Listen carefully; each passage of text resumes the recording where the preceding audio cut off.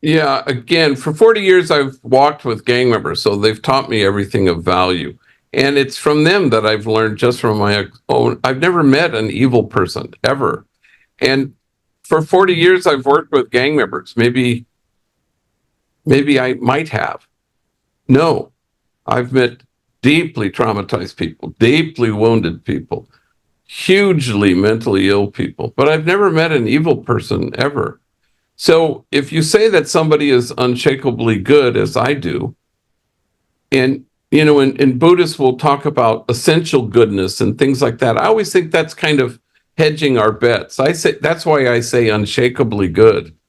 Now, knowing that goodness is everything. I had a homie the other day say to me, he goes, I think life is just letting the blindfold fall. And I said, that's pretty good. Well, what do you see? I asked him. What do you see when the blindfold falls? And he thinks for a second, he put his hand on his chest and he said, goodness. Exactly. So you can say that everybody is unshakably good, which I believe they are, but seeing it and allowing the blindfold to fall, or having us help each other have that moment of transformation and healing, that's everything. And so gang members don't walk into Homeboy Industries bad and they leave 18 months later good. They were always unshakably good. But because none of us are well until all of us are well, we need help walking home to wholeness. And it's the relationship that heals. And so the more that we can be engaged in relational wholeness with each other, then the more that we can, know that the answer to every question is compassion. And we can find ourselves in kinship with everybody.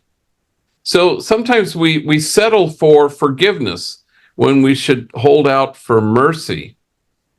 A homeboy emailed me and he said, all this talk about forgiveness, he goes, I don't like forgiveness. He goes, there's too much back and forth, back and forth, back and forth. I just want forth, he said. And then he said, fourth is mercy. And I said, that's brilliant. And that's true. So, yeah, love your enemies. I always think Jesus wants us to do them one better, which is don't have any enemies. Why would you have enemies? Why would there be this us and them? Us and them is always the opposite of truth, the opposite of how God sees. And that's the danger. The danger is oppositional. The opposite of hate is not love. The opposite of hate is health, because nobody healthy in the history of the world has ever hated. It's not bad people hate. No healthy person has ever been a racist. I don't believe that's ever happened.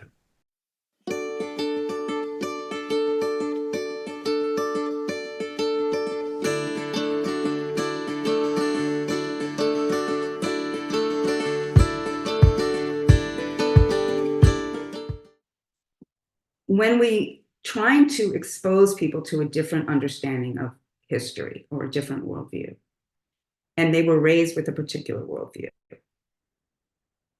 that we have to do that with a lot of care and consciousness and mindfulness.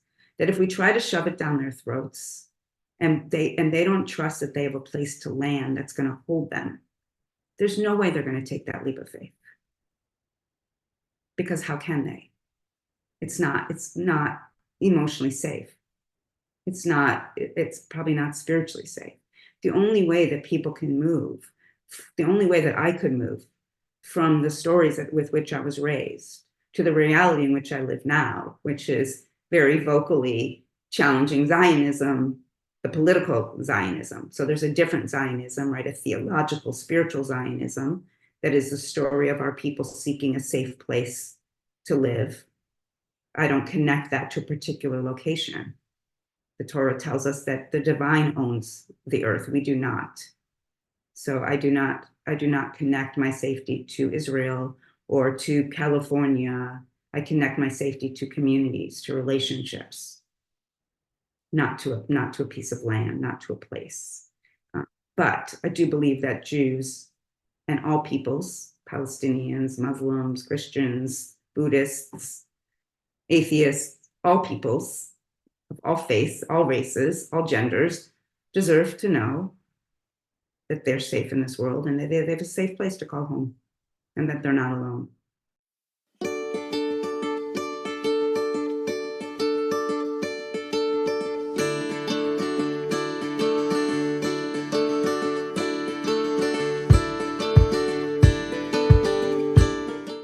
I'll share a really short story if we have time, but I'll make it really short. So I went to visit Israel and Palestine 6 years ago or 5 years ago, and we went to we were taken, besides the Israeli government meeting with them, they also took us to the organizers took us to West Bank, and we went to a development called Rabbi, which is a Palestinian development area of about 5,000 apartment units. You know, they had a music theater, they had cafes, restaurants, office business buildings, and so on.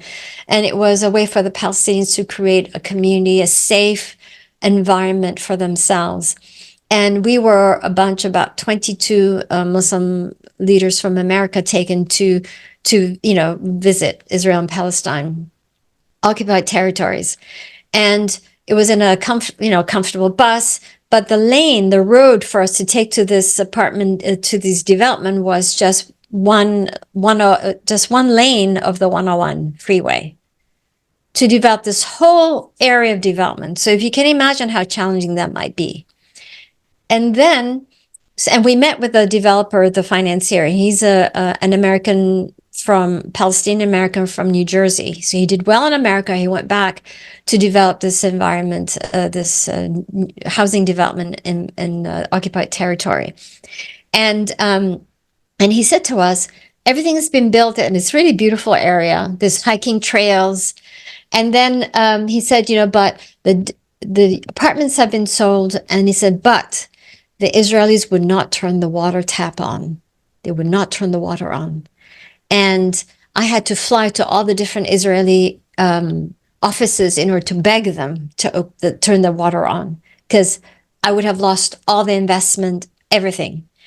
And funny enough, after that meeting, we had a meeting with an Israeli government official, high ranking, and he was talking about, oh yeah, the Palestinians need to have their own economic development. They need to, develop their own community, blah, blah, blah. And he was just going off on that. And I interrupted him and I said, well, hang on a second. This is all great, but you wouldn't turn the tap on for this guy when he was investing and doing all that he could based on what you want them to do. Explain that. And of course, he said, oh, it's a security issue, right? That's always like a standard response. So I know for a fact it has been very difficult. I know for a fact the abuses of Palestinians, because I've been following this for a long time. It's just incredible how the world has not been paying attention in detail until now. And I think October 7 has really woken up the world, not to just who Hamas is, but the subsequent 75 years of oppression.